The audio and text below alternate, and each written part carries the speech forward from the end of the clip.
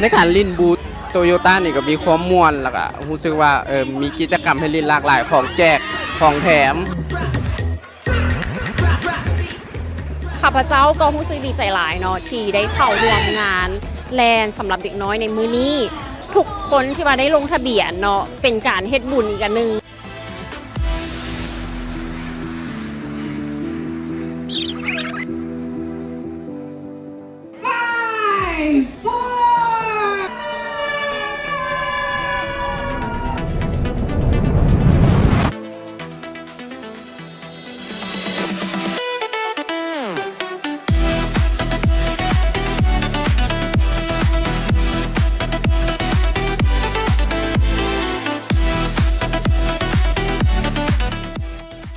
วันนี้รู้สึกว่าตื่นเต้นหลายคนค่อนข้างจะ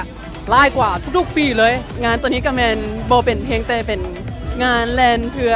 แข่งขันหรือว่าแลนเพื่อสุขภาพอย่างเดียวเนาะแต่ว่าเป็นงานแลนที่ว่าระดมทุนเข้าในการช่วยเหลือห้องหมอให้กับเด็กน้อยลาวอยู่ที่โรงพยาบาลด้วย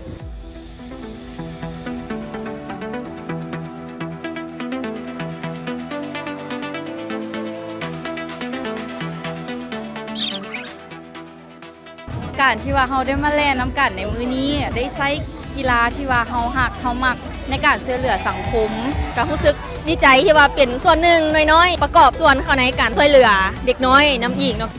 งานแล่นครั้งนี้โมเมนต์งานแล่นทั่วไปเป็นงานแล่นการกุศลเงินทั้งหมดที่ได้จากงานจะเอาไปช่วยสมทบทุนให้กับเด็กน้อยแล้วก็ให้ผู้ที่มีโอกาส